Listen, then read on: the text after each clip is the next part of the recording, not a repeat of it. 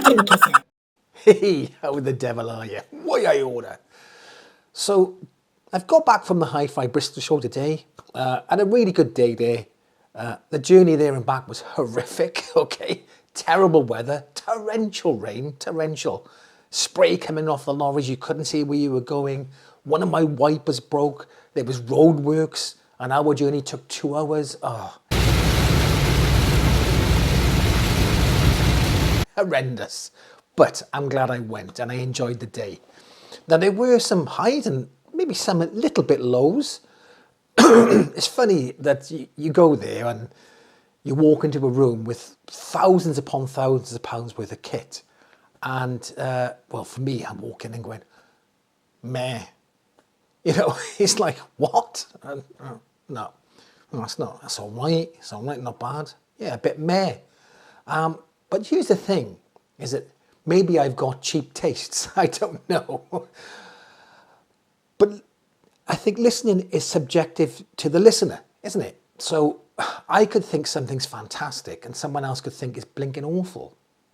I could say something's great on this channel and you buy it on my recommendation and you get it in and go, what was Martin talking about? He's off his nut. Right. So, you know, it is subjective. So some people might think, wow, that's amazing. Some people might not like it. It's just a matter of taste, isn't it? But that being said, let's carry on with what I thought of the rest of the show. Right, so I always make my way, first of all, I always go down to the Wharfedale room. Where's the Wharfedale room? I need to see it. So I went down to the Wharfedale room and luckily they had the Super Lintons playing. Now, and they sounded very good, really good. And the question is, do they sound better than the previous Lintons, the ones I've got in-house here? Now, obviously, I can't do a side-by-side comparison, which is hard to, to tell. But from what I heard, I'd say the Super Lintons are better. They are a bit better. They seem to be a bit more tighter in the bass. Some reviewers said they don't sound as bassy as the other Lintons, as the Lintons I've got here. But I thought the Super Lintons dug as deep as the other Lintons, the previous Lintons. But the Super Lintons bass was a little bit tighter, a little bit more punchier, a bit more dynamic, I thought. And also, the treble is a little bit more detailed. Now, the question is, would I sell my current Lintons and buy the Super Lintons? Well, the answer for me is no. I think if you've already got the Lintons, keep them, keep them. Yeah, the Super Lintons are better, but the Lintons are already great. You know. However, if I was going out and I didn't have the Lintons and I was looking to buy one or the other, and I had the extra money to buy the Super Lintons, I'd probably go for the Super Lintons. But as it stands, I'm keeping my Lintons. However, there is a caveat to this. It could be down to the equipment they were using, because it wasn't cheap equipment. They were using an Audiolab 9000N streamer, which comes in a 2.5K, okay, a quad 33 preamp and a 2 quad 303 power amps, which that altogether is 3.6K. And that with the Lintons comes in at a total of 8K for the whole system they were playing there. So not cheap. So you could say, oh, was it the Super Lintons that sounded better or the whole system? I don't know, but the whole thing sounded fantastic. I was really impressed with the setup. Then I went into the Inuus room, I think it is, and they had some of their Zen stuff in there. There was a Hegel amp down the bottom, I think, of the rack, and they had some Kef Reference 5 metas, big tower, tall speaker, and they look impressive. And here's the thing, this is a mad thing, right? I'm sure they're amazing speakers. I didn't like them. I much preferred the Super Linton setup. How mad is that? Now, they're 17.5 grand, these speakers, these Kef, what are they, Kef Reference 5 metas?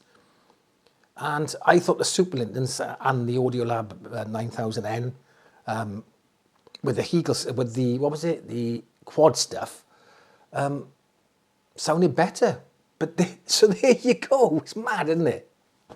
I went into the Hegel room. That's why I was getting mixed up with the Hegel, because I had that on my mind. And they had a Hegel H190V with some Anthon Argon 1 speakers. So that's a £4.5 setup there, just them two. Do you know what? I didn't look at the name of the flipping turntable. Oh, sorry guys. If anyone recognises the turntable in the picture, let me know in the comments. And they were playing The Race by Yellow. Are you familiar with that song? Ba-da-ba-dum-dum-dum, bum-ba-dum. Whenever there's a chase scene in a movie or a TV programme, they play that. Ba-da-ba-dum-dum-dum, dum-da-dum, ba-da-ba-da, da-da. Anyway, but it sounded, through vinyl, they were using the phono stage and the Hegel amp. Sounded fantastic. Hegel stuff's always, I think, I haven't come across a bad one yet, I don't think, in these hi-fi shows. I'd love to have a Hegel amp myself.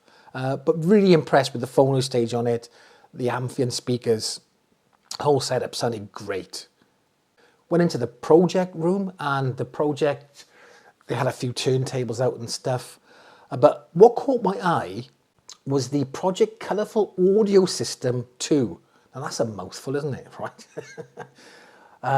And this is the upgraded version, the version 2 of the previous one. And now they've upgraded the turntable to the Debu Evo 2 turntable. You've got the Maya amp S3 and the speaker box 5 S2 speakers. And the amp that gives out, I think, 2 times 40 watts into 4 ohms, 2 times 23 watts into 8 ohms. It's got a moving magnet phono stage, 24-bit 192 DAC, it's a Cirrus Logic DAC, it has Bluetooth aptX HD, a 6.3mm headphone jack, 5 analog inputs, 1 analog output, 2 optical inputs, and I think there was a coaxial input as well. The headphone jack is only 2 times 75 milliwatts, so it's not going to give you, if you got really hard to drive headphones, maybe not. But most 32 ohm headphones you should be fine with. Now this came in around about £1,800. So I looked up the price of the unit separately, and it's 100 quid cheaper. Well, so you're paying 100 quid because it comes with the cables as well. It comes with the RCA cable and the speaker cable. I think it's good quality cable, but you pay 100 quid extra for the cable as well. So it's not, you're not getting a discount really. So if you've already got speaker cable, you're thinking about getting it, and you've already got speaker cable and RCAs, then save yourself 100 quid and buy it separately. But yeah, it still comes not cheap. It's £800 for the whole setup and £1,700 if you buy it separately. There we are. But do you know what? I was again impressed with the sound of it. I thought it sounded really good for the size of the speakers and the power of the amp.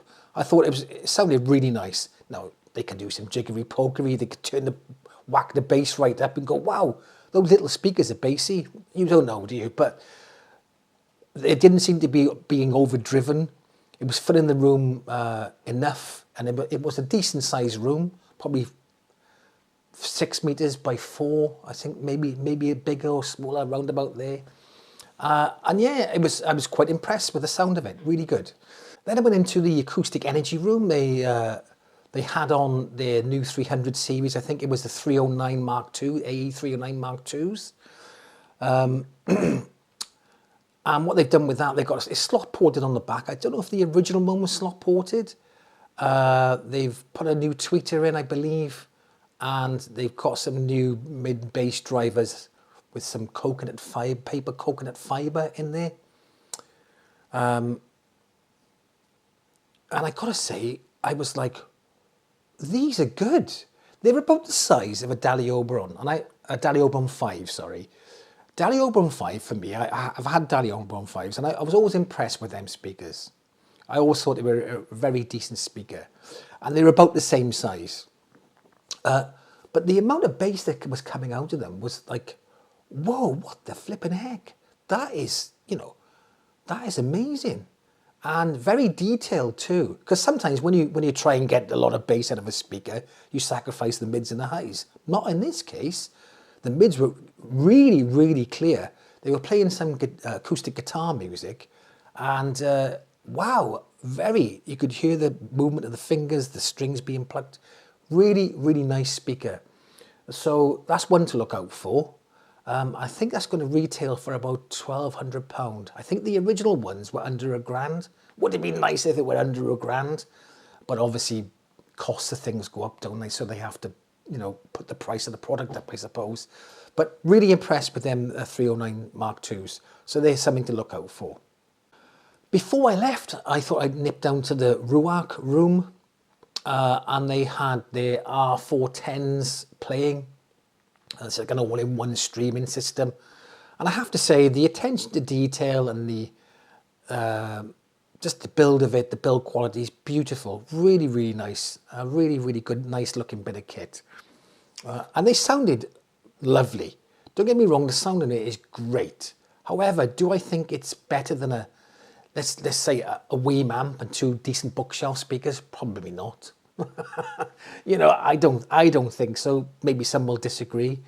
I think you just don't get the soundstage, and it's not as room filling because it's in a box, okay? And I was stood right in front of it, and I was listening to it, and I'd just been listening to, stereo speakers upstairs, and you could tell the difference. However, if you haven't got room, if you've got a small room or something, it would work fantastically. But it is £1,300. It's a lot of cash to splash out. But it is a great little system, and it sounds great, but not quite as good, I think, as an amp and stereo speakers. Personally, who am I to say though? Hey, anyway, it was also nice to see. Now, hasn't WiiM come far in the last couple of years? Wow, they've taken off. Like now they're now at hi-fi shows. There was a room there with all the WiiM stuff. What? So they're a major player now, aren't they? WiiM. They're really there. They're up there. So they're doing really well. It's nice to see them there. Go in and listen to some of their stuff they were playing. It was really good. Now, can you guess what this is? 5, 4, 3, 2, 1. Did you guess it? I thought it was a record player. First of all, stupid. But it's actually a record disc cleaner. A very top spec record cleaner, I must say. And I was really impressed with the build quality, the look, everything about it. It looked fantastic. But the price of it, £5,000. You're having a laugh. No, I'm sure there are people out there with very deep pockets. They probably have a 20 grand turntable made from diamond and concrete or something, right? And they won't bat an eyelid at paying that for a cleaner. They want, a top spec cleaner, so that might suit them. For me, I just rinse mine under a tap. Anyway, that's come to the end of the video. Let me know your thoughts in the comment section, and I'll catch you in the next one.